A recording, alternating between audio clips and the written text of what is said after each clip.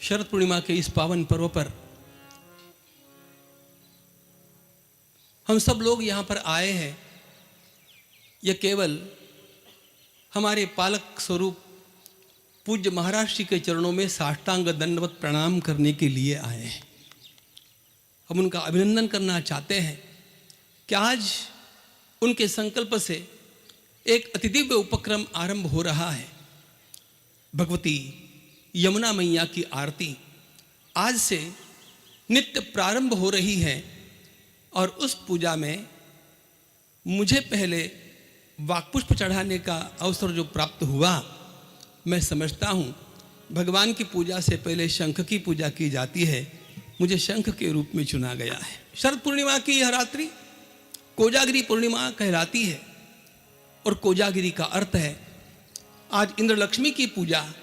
और भगवती लक्ष्मी रात्रि के समय सर्वत्र घूम करके एक प्रश्न पूछती है, को जागृति, को जागृति, कौन जागृत है, कौन जग रहा है। सारा समाज सोया हुआ है। सनातन धर्म में आस्था रखने वाले इस समाज को जागृत करने के लिए पूज्य महाराज श्री ने आज जमुना जी की आरती का शुभारंभ करके एक नया ऐलान किया है। यह शंखनाद है और यह शंखनाद इसलिए है कि हम पूरे देश को जगाना चाहते हैं। यमुना मैया की आरती, हम तो भारत माता की आरती उतारने वाले लोग हैं, लेकिन संपूर्ण देव की आरती उतारते समय एक और बात होती है। हम में देव पूजा के साथ साथ देवता की अंग पूजा भी होती है और इसलिए जमुना जी की आरती के माध्यम से, उसके उपक्रम के शुभारंभ के माध्यम से पूज्य महाराज श्री हम लोगों को एक प्रेरणा देना चाहते हैं कि आप भी जगते रहना।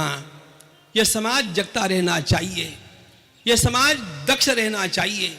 यो जागार तम रुचक कामयन्ते, यो जागार तम सामान्यन्ति।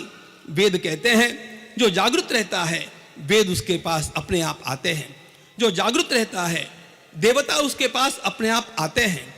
समाज की मंगलता के लिए, विश्व के कल्याण के लिए भारत माता का उत्थान आवश्यक है और भारत माता के उत्थान के लिए सनातन धर्म का, वैदिक धर्म का शंखनाद पुनः आवश्यक है।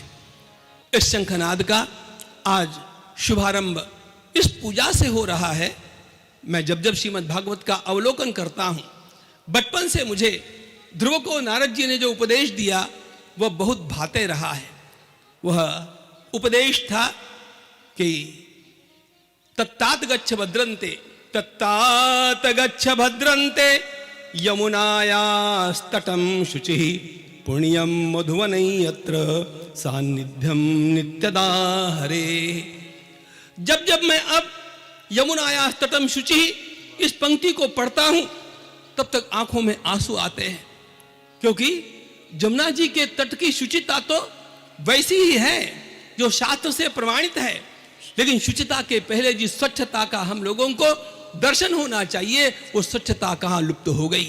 अरे स्वच्छता नहीं लुप्त हुई है, जमुना जी ही कहां लुप्त हो गई इसका पता नहीं चलता है। इस प्रकार की अत्यंत असह्य पीड़ा आज संतों के अंतःकरण में है।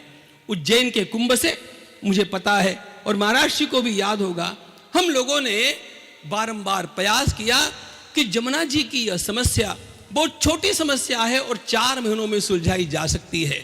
मित्रों, अधिक बोलने का समय आज नहीं है, किंतु हम बाकी जो कुछ करना है करते ही रहेंगे, लेकिन परमपिता परमात्मा से प्रार्थना करते हैं कि इन वैष्णवों का, सारे भक्तों का यह संकल्प जल्दी पूर्ण हो जाए, ताकि अविरल और निर्मल जमुना जी का प्रवाह, जहां हमारे भगवान श्याम सुंदर खेलते रहे, जिस जमुना जी के तट पर वे स्वयं अपनी लीलाओं को करते रहे हैं, आज भी करते हैं, वह हमारे इन नेत्रों से, दिव्य नेत्रों से तो देखने वालों को जमुना जी का वही रूप अभी भी दिखता होगा, लेकिन हमारे इन सामान्य चक्षुओं से भी वह चक्षुप्रिय रूप देखने मिल जाए, अविरल अखंड और निर्मल जमुना जी का तट देखने मिले, उस तक हम लोगों को पहुंचना है।